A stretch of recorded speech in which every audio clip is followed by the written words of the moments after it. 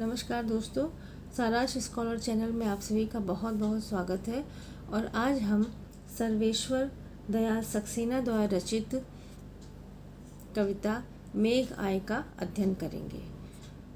मेघ आए कविता में सर्वेश्वर दयाल सक्सेना ने मेघों के आगमन के माध्यम से गांव में आए हुए दामाद के आने के उल्लास का वर्णन किया। जैसे कि मतलब किसी गांव में जब कोई दामाद आता है तो जैसे लोग खुश होते हैं, कैसे उसका स्वागत करते हैं, उसी तरह से इस कविता में जो मेघ आए यानी आकाश में जो बादल छा गए हैं उसके आने पर लोग कैसी खुशी होती है उसकी तुलना गांव में आए हुए किसी शहर से गांव में आए हुए दामाद की तुलना की है। मेघ आए बड़े बंठन के संवर के, आगे आगे नाचती गाती बयार चली। मेघ आए बड़े बंठन के संवर के, कवि कहता है कि आकाश में बादल घिर आए हैं, चारों ओर आकाश में काले काले बादल घिरे हुए हैं, जिनको देखकर और वो इतने अच्छे लग रहे हैं मानो जैसे कि गांव में शहर से कोई बहुत तैयार होकर सज संवर के कोई दामाद आया हो। उसी तरह से उन मेघों को देख के लग रहा है मानो कि कोई दामाद किसी गांव में आया है। आगे आगे नाचती गाती बयार चली।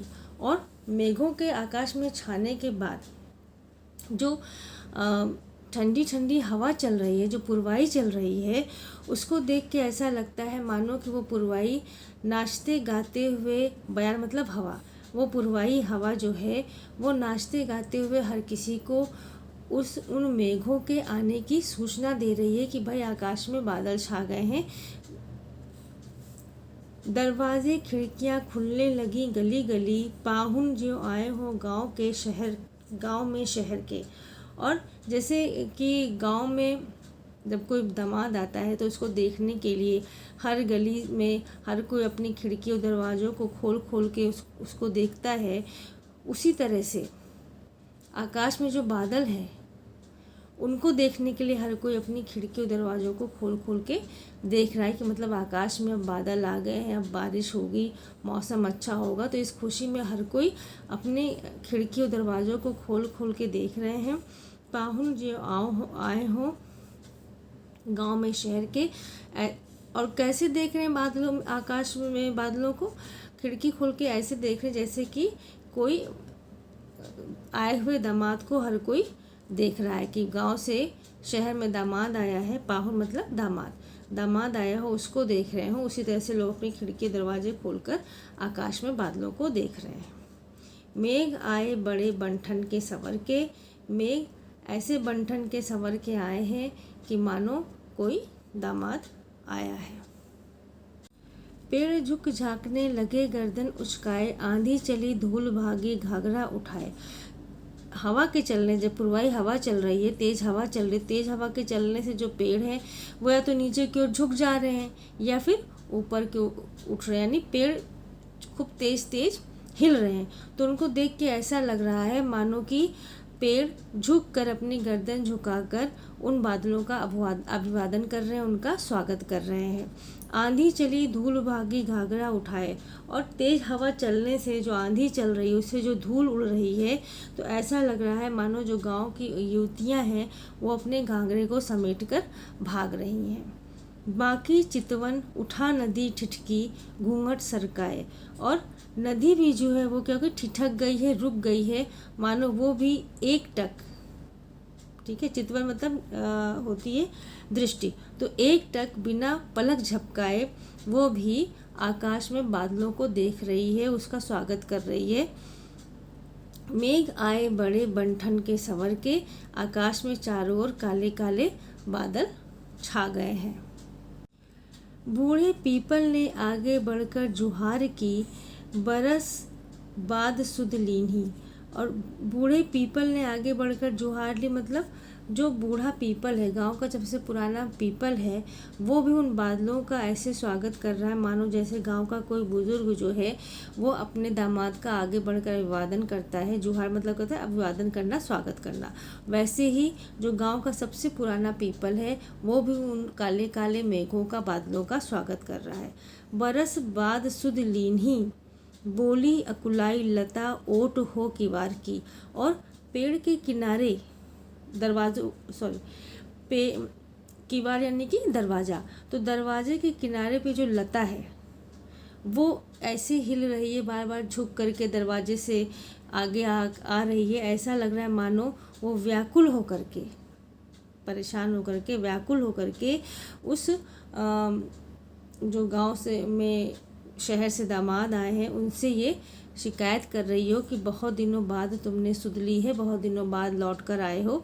तो जैसे कि जो आकाश में बादल आए हैं उनसे जो लताएं हैं वो जो हिल रही हैं, उनको देख के ऐसा लगता है मानो कि वो लताएं जो है वो भी उन बादलों का स्वागत कर रही हैं, उनका अभिवादन कर रही हैं।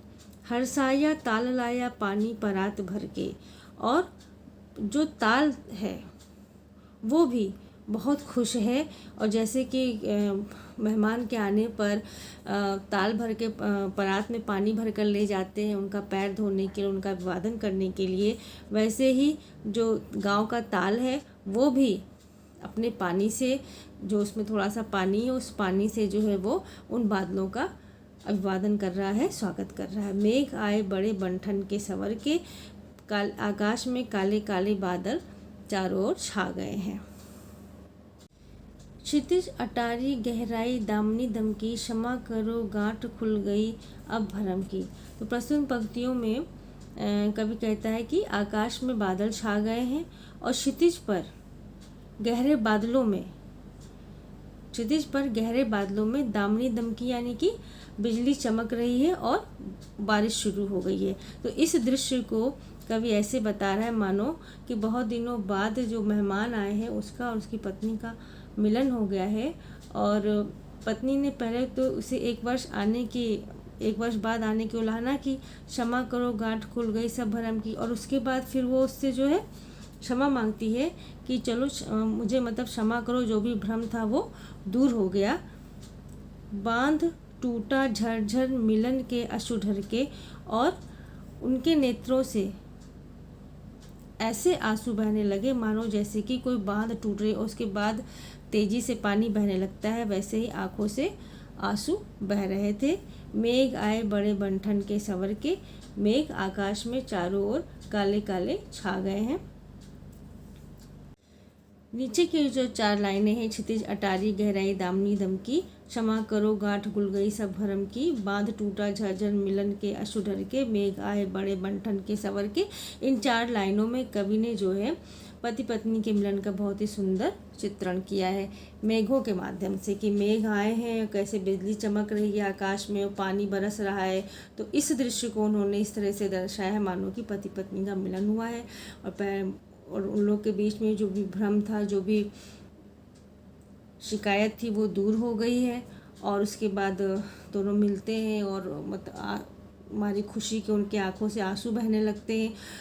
तो जैसे जब बारिश शुरू होती है तो उसको ऐसे बताया है मानो कि आंखों से उनके झरझर आंसू बह रहे हैं, मेघ बंधन के सवर के आए।